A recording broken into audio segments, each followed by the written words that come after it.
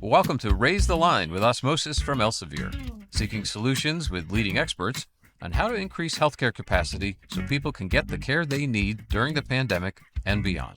Hi, I'm Shiv Gaglani, and today I'm delighted to welcome a nationally recognized leader in academic medicine to Raise the Line. Dr. Klotman is Executive Vice President for Health Affairs and Dean of the School of Medicine at Duke University, where since 2017 she's overseen advancements in research, teaching, and administration that have propelled it to new levels of national recognition and research activity. A physician known for her research in HIV at the NIH and elsewhere, she was chief of the Division of Infectious Diseases at Mount Sinai for 13 years and co-led its Global Health and Emerging Pathogens Institute, a program designed to develop therapeutics for newly emerging and re-emerging infectious diseases. Dr. Klotman is a member of the prestigious National Academy of Medicine and a fellow in the American Academy of Arts and Sciences. And I should note that her name may be familiar to you, as she was recently in the news for being under consideration by the Biden administration as the next director of the NIH. I'm looking forward to learning about how she is building on Duke's reputation for innovation in medical education, as well as her other key priorities. So Dean Klotman, thanks for taking the time to be with us today. Well, thanks for inviting me to be here. So we always like to ask our guests to, in their own words, tell us more about themselves and what got you first interested in medicine and then a career in infectious disease. So I can't say I had the whole roadmap thought out when I started, but when I look at key points in my life, it started with really interesting Sunday mornings where my uncle, who was a general practitioner in the town that I grew up in, would come over and visit my mom and tell stories. And I would sit there fascinated, had very little understanding of medicine, but I loved the stories. And then fast forward in high school, I fell in love with biology, a very important aspect of medical training. And then I was fortunate enough to go undergrad to a place like Duke. But even then, I didn't really have a clue as to what it was to practice medicine, what the specialties were, had no idea what academic medicine was, but I was very fortunate to get into Duke Medical School. And that started to put the pieces together. First of all, I always thought I want to be like those that were teaching me. And they had this amazing ability to take a case, bring in all of the medical knowledge in discussing that case, and use that knowledge to come up with a solution. I was in awe. I didn't know how you do that, but I rapidly understood this intersection between science and medicine. And in academic medical centers, that's kind of practiced every day. But the real coming together of everything happened when I became an infectious disease fellow. I went into infectious diseases because I loved reading about them, whether they were fiction or New England Journal of Medicine articles. It was always the infectious disease cases. And then the first cases of HIV came to Duke. And that's when it all came together. A new disease, 100% fatal, clearly needed a scientific approach. And I realized that that's how I could put my love of medicine and my love of biology together. And so I pursued HIV as my major focus for most of my career. Wow, what an incredible background. And so let's dive into HIV, because that's actually one of those stories that seems to be a very positive outcome now after, a period of years or even over a decade of intense research by people like yourself. So can you tell us a bit about, the fact that it's gone from a virtual death sentence to now being managed as a chronic disease? Any highlights, any things you're most proud of or you want to share with our audience about HIV research? You're absolutely right. It did go from a diagnosis that was a death sentence. And I took care of some of those early patients. Once we knew they had HIV, we knew they were going to be dead in a couple of months. And now it is entirely treatable with essentially a full expectation for a full lifespan with therapeutic intervention. So at the time, we thought this was a really rapid evolution.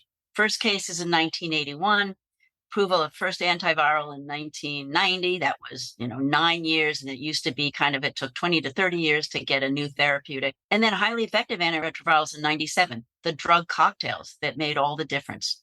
So that was fast. So why did that occur so fast? Well, we had the basic tools. Molecular biology. Molecular biology grew up in the 70s and really rapidly evolved. So you had these new scientific tools to take fairly small virus, 9 kilobases, take out each part of that virus and understand what those proteins did, and they became targets for therapy. So the science developed before we understood the virus.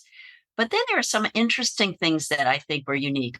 One was the real unique partnership between NIH, which funded a lot of the research, these big academic health systems like Duke that not only had the scientists, but had the clinical training to provide a workforce that knew how to use the rapidly evolving tools. And you had a partnership with industry, where industry worked with NIH and the big clinical trials network to bring these new compounds to robust clinical trials and then implementing them in care. And that part was kind of unprecedented. How do you do that? How do you align incentives? I think it worked extraordinarily well. Fast forward now to what happened with COVID, I think some of the underpinnings of the positives of what happened with HIV really facilitated the rapid development of the vaccine for COVID. We had the network of institutions that had the workforce, had the know how, had the background and infrastructure to do the clinical trials. You had industry that knew how to partner, and with the right incentives, they will partner. So you saw, what was an incredible timeline from the discovery of the etiologic agent to a vaccine, which made the HIV story look like it was slow. But I think a lot of things were learned, particularly through the HIV experience. Well, yeah, you've definitely preempted a question I was going to ask a little later, but might as well, since we're talking about COVID now, talk about it a bit because, we launched this podcast, Raise the Line, at the beginning of COVID because everyone was talking about flattening the curve. And we also wanted to make sure people talked about raising the line, which is how do we train more healthcare professionals, keep them in practice longer, and then equip them with tools like remote patient monitoring and telemedicine so we can provide more higher quality care to more people at a lower cost, hopefully. And so, you've obviously had leadership roles and been considered for leadership roles at NIH, and I know the CDC will have new leadership. So we're continuing to chart this post-pandemic course. Where do you think the focus should be in terms of strengthening public health and research? And are there any bright spots right now in the federal level that, with regards to medical science, that you want to share with our audience? Yeah, so great question, and one that frankly I'm really asking all of my team members to not forget the experience and to use the experience to do better. So I think the good news is that we learned a lot and we had to. We had to do it and we had to do it fast. I think we learned that our institutions can rapidly, we use the word pivot, sometimes too much, but rapidly pivot all of those resources that the government and NIH have invested in. We were able to bring that all to bear to this single disease, whether it was our workforce that knew how to work under very challenging conditions. It was our investigators that knew how to set up these clinical trials. I mean, set them up within weeks to months. Or our infrastructure. We had these buildings that were built. Actually, interestingly, after 9/11, there were a lot of containment facilities built so that we could work with this new virus. So I think that all worked incredibly well. And I think we should be very proud of that. But I think we learned a lot of things that we need to do better. So just beginning with clinical trials. If we had a national information system that allowed all of us to exchange information rapidly, we probably could have done those trials even faster. One can imagine one national database where we're all entering patients at the same time. I mean, we did not lack in patients for these trials. So really in need of a national approach to data sharing and data science. Again, working on incentives. How do you make sure we're all incented to do the right thing and making sure that there are not too many barriers to being able to pivot? Now, fortunately, I don't know if you remember, but early in the COVID period, the NIH allowed all of our investigators to have a few months leeway in their funding, because if they were held to productivity of all the different areas they did work in, they wouldn't have been able to pivot to focus their efforts. And that was a brilliant move because it allowed our investigators to say, okay, I don't have to focus on whatever I'm funded to do the next 10 years. I need to focus right now. I think one of the two challenging areas that were unanticipated, one was the struggles in public health. And that again, the connections, the infrastructure. We all worked with our local communities. And I think, again, to the credit of the primary drive for everybody wanting to do the right thing. But it wasn't that we had a robust infrastructure that aligned state, local communities, and institutions like Duke. So we really had to be, I think, more thoughtful in how do we connect that infrastructure. The other big area that, I'm still scratching my head is understanding why misinformation and disinformation spread so easily, and how it was that so much of our population was willing to take misinformation and disinformation and frankly do things that were not for their own health, and their own safety. And I don't think we had an understanding of basic social science. And I think that's where we really have to put a lot of effort. And on the top of that, improve our communication skills. And if you look back, you can see so many opportunities to have done that better. And, for me as a dean of a medical school, it's thinking about how do we educate our workforce? So I have PhD students, hundreds of health professional students. How do we build in communication skills so that they become the local ambassadors for scientific truth? Because unfortunately, what that has resulted in is a fundamental distrust of science. And that is devastating. We have to understand that. We are putting a lot of effort. We are joining with our partners in the Research Triangle Institute to sponsor the first meeting nationally, scientific meeting, understanding misinformation. But it's at so many levels. We have to do better. But I think, we did learn a lot. Unfortunately, some of those lessons are going forward. All of us are much better partners with the local communities now, real partnerships. So I think we have to build on that experience. Yeah, those are some incredible takeaways that hopefully our audience will be taking notes from this. On the subject of misinformation, you're speaking our language because one of our core pillars is to take on the infodemic, and, communication, partnering with the right organizations like YouTube is a big partner of ours, or the CDC, another partner, to create content that simplifies science but doesn't trivialize it and makes it accessible to even, elementary school students and hopefully all the way up to professionals as well. You already talked about the symposium. Can you tell our audience a bit more about the symposium, as well as any other thoughts you have on kind of, what lessons, what things we should be doing to combat misinformation, disinformation, especially now in the age of artificial intelligence and deep fakes? It feels like the problem could maybe even get worse. Yeah. First of all, I love the tools that you're developing, and I wish I had had them in medical school. Thank you. Because some things were just very difficult to understand conceptually. And so having different tools for different learners, I think is just a huge advancement of understanding science, even for those that are fairly sophisticated in science. The meeting that we're sponsoring is the National Forum on Best Practices to Address Health Misinformation. Again, it is really a focus on the science and understanding communications at the social science level, to understand what resonates with different people, and using that information to develop communication strategies. One size does not fit all. One message doesn't fit all. Some of the simple tools that, fortunately, we've been working with the Research Triangle Institute for a while on this whole idea of communication science. The simple tools for when we're educating is listening, understanding where individuals are coming from, and that helps inform how you deliver a message, the force with which you deliver a message, and the content in detail of the message. So I think we have a lot to learn about why it was so easy for people to listen to misinformation and disinformation, even though it wasn't to their benefit. And if you really look back, you could say up to 300,000 deaths were avoidable because of the difficulty in getting, a level of comfort and acceptance of a vaccine. It's one of the safest vaccines that's ever been generated. So we have a lot of work to do there. I think it is a scientific question to understand.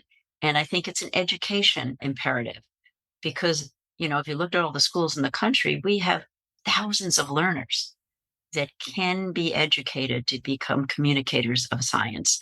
So, I'm a general optimist. So I like to start from what's the opportunity and, going forward, how can we use this? But I must say it took us all by surprise. Yeah, no, absolutely. It's still very surprising, but I like to lean towards the optimism. People like Steven Pinker and Matt Ridley are people I like to follow for that reason. By the way, one other thing, one of the groups that we are working with is this Coalition for Trust in Health and Science. And if you look at that, it's 40 or 50 organizations, and they represent a very broad swath of biomedical and basic science organizations. So I think we have a pretty engaged community to help with solving this problem. That's great. Yeah, it'll require a huge coalition, both at the local and at the national levels. So going from the national conversation, which we've been having, towards a more local conversation, as your title implies at Duke, you have responsibility for more than the School of Medicine. Can you give us a bit of an overview of the programs that you oversee and, broadly speaking, what you think are the key strengths that Duke offers to learners in the health professions? I'll start with the latter. So, one of my kind of very simplistic themes as a dean of a school like Duke is what I call One Duke. And that concept is at a place like Duke, whether you're a student, you're a junior investigator, senior investigator, clinician, you take advantage of everything that is here to solve a problem. And that gives you a multidisciplinary approach, whether it's engineering and medicine or it's data science. That is the nature of scientific problem solving today. There's no science problem that can be solved as an independent investigator. So if you have institutions like Duke where you have this broad expertise, I tell the faculty and the students the same thing. Take advantage of it. Seek out, areas of expertise, individuals that might be in a different school. We have, law school, policies, engineering, medicine. And I think that is the general approach to science today. So I'm very fortunate to be at a university that has all those disciplines. So I really promote this idea of a multidisciplinary team approach to virtually everything we do, because there isn't a single problem that isn't solved by going across disciplines. So at Duke, we have a number of health professional programs, MD, physical therapy, occupational therapy, physician's assistant program, which was started here. Then we have all the biomedical PhD and master's programs. So a really broad array of learners. And we are trying to bring those learners together in this One Duke approach as well. So really, trying to train our MDs side by side by other health professionals so they understand, when you're delivering care, it is a team approach. It's not just an MD. You have to be able to understand the role of all of those other health professionals. And so we have put together opportunities to have learners side by side. And then we even bring the PhDs into the clinic so they can kind of look at a problem from the clinical point and then work back. That is really popular among our PhDs. They love to see the tangible application of what might start as a very basic interest in immunology, for instance, and they get to understand what rheumatoid arthritis is. It starts to put everything together. So it is this kind of multidisciplinary approach to science, education, whatever we're doing. Yeah, on a very personal note, actually, it was a Duke researcher when I was in high school named Miguel Nicolelis, I'm sure you know well, does a lot of very pioneering and interesting work in brain-computer interface that helped motivate me to study biomedical engineering in college, and I've still maintained this passion and interest in that. And he's MD PhD, but I know from his lab that PhDs will scrub into neurosurgeries and vice versa. The MDs will do bench science. So that's just one very specific example of what you're describing as One Duke, which is clear. And obviously the rankings aren't everything, but seeing how Duke has risen throughout the last decade or more is testament to, I think, this approach. Going into medical education specifically, Duke has a longstanding reputation for innovating there. I also heard about this patient-first curriculum and that you're expanding training to include more ambulatory settings, so maybe not necessarily tertiary care research settings. Can you talk to us a bit about those initiatives? So, Duke curriculum has been known to be innovative for years. And for years, we talked about a new curriculum that was actually developed 50 years ago. And we've kept that. That is, our third year is all scholarship. So to this day, our students do a very compressed first 2 years so that they can do their own primary scholarship. And that, to me, is the essence of a place like Duke, where you can have students really do kind of a self-motivated study around something of interest. And the good news today is that interest is very broad. It could be global health, health policy, or laboratory-based investigation. But the piece that we've worked on in this new curriculum is a much more focused integration of all of the science that is the fundamental underpinning of medicine into the direct patient care experience. And for years, students have asked for that. They get to medical school and they're so excited. They think they're going to see patients. And they don't see patients for 2 years. So very simply, we have a boot camp first 2 weeks. Boot camp is you come to Duke as a med student, you see patients in the first 2 weeks. Now, that's just kind of the tip of a very big iceberg, but it gets them thinking about how it all comes together. And then in the basic science, really pushing our curriculum team to build in that connection constantly between basic science and clinical care. So take, for instance, a complaint of shortness of breath. That goes all the way back to fundamental respiratory physiology and really understanding how respiratory physiology can explain shortness of breath. And you can do that, in every system of the body. Then another big component is this realization that for decades, medicine has been taught inpatient in the hospital, very, very sick patients. We know that 90% of medical care occurs outside the hospital. And yet, up until recently, everybody's training inpatient. It's easy. It's, geographically, you're in one place, you have faculty in one place. So we're really trying to shift that, as many schools are, to substantive ambulatory experience. Now, ambulatory medicine occurs over time. If you have congestive heart failure, you don't see your doctor once. You see your doctor on a regular basis. A disease evolves, therapeutics evolve. So, a longitudinal experience. So we're introducing that part called the Pioneer program this year. So we've rolled out this patient first curriculum over the last couple of years, and we are always getting student feedback, which is really important. I mean, some assumptions that I might have about what's important, I think I know, they might not be well informed, but what our students in front of us think they need, and then coming up with some blend that really appropriately presents the material in a way that the students are going to get excited about it. And so they were involved in the generation of the new curriculum, and they give us feedback as we roll out each part. And then it's modified based on what we're hearing.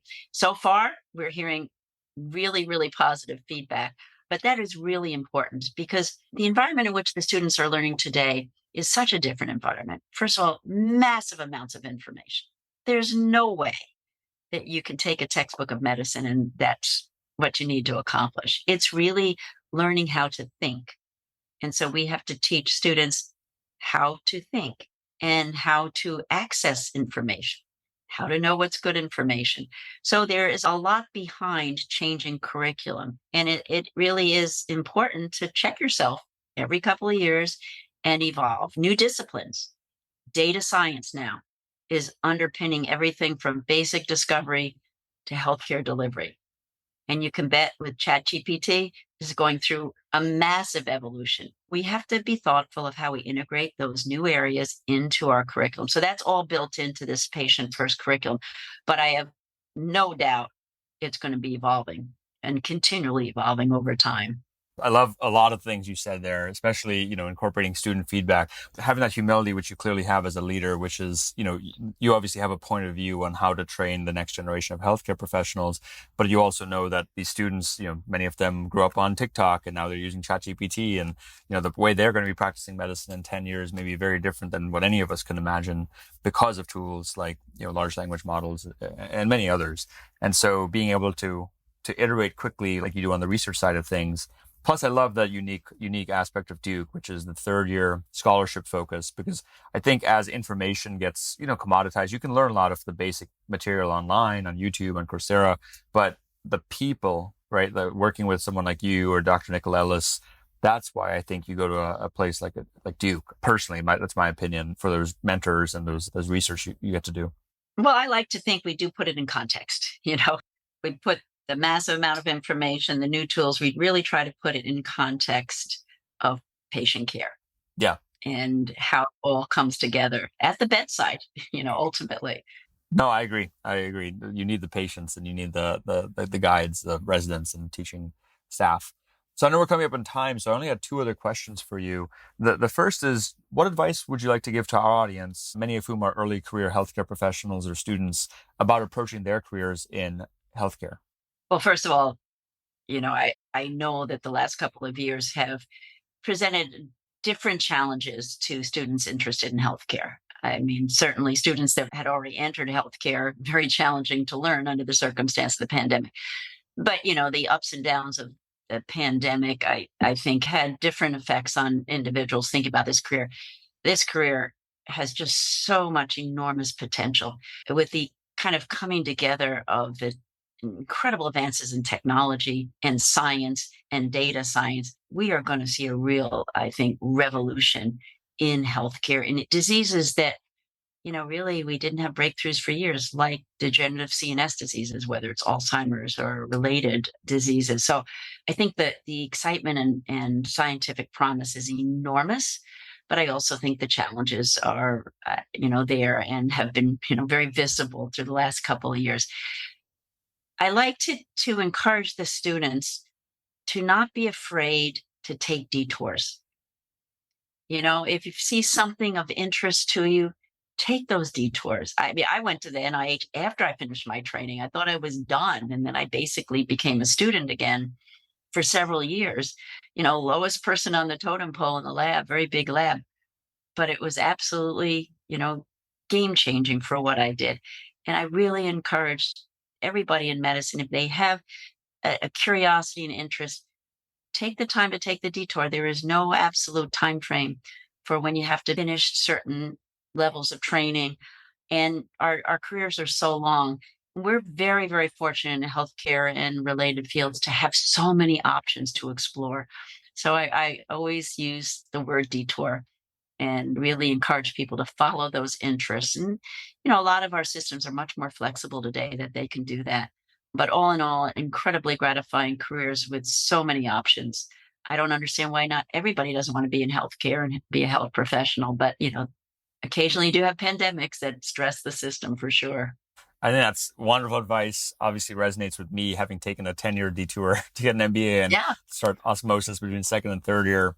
But Lisa Sanders is another guest we've had on who you may know. She writes the diagnosis column for the New York Times, and she was a TV journalist for many years before she started med school at the age of 37. So I think a lot of people like yourself who contribute locally and nationally have taken these detours, and as you said. So my last question for you is there anything else you want to share about yourself, infectious disease, about Duke? I know DEI is an area of focus of yours as well. Anything you want to leave our audience with before we let you go? Well, I think just reiterating a few points. First of all, that health profession careers, biomedical science careers are so gratifying. And to me, and I would think most people, so innately interesting. So I would encourage people really exploring because the options are so broad. And it's everything from public health to very fundamental discovery science. So you can find so many things within that continuum. The other thing is really the issue we talked about a little bit earlier, that anybody in these careers needs to become scientific communicators. It's a really important part of our profession. And that doesn't matter, what part of science you're in, what part of a health professional continuum you're in. You become really trusted communicators in your communities, whether they're your family, and the kinds of discussions that have been in the families the last couple of years, or your church. I really have challenged the students that have graduated from Duke the last couple of years to consider being ambassadors for science, for communication of what is good science. And the other area that I'm passionate about is also to embrace understanding health disparities.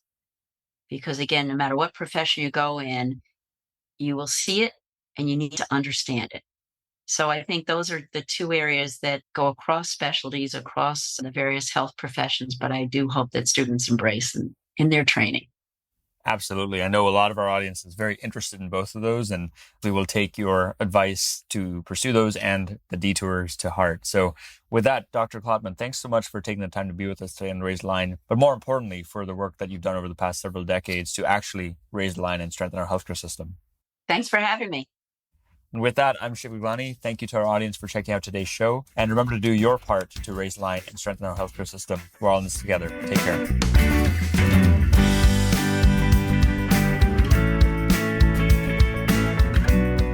If you like this podcast, please share it on your social channels. You can also subscribe to the series and check out all of our episodes at osmosis.org/raisethelinepodcast.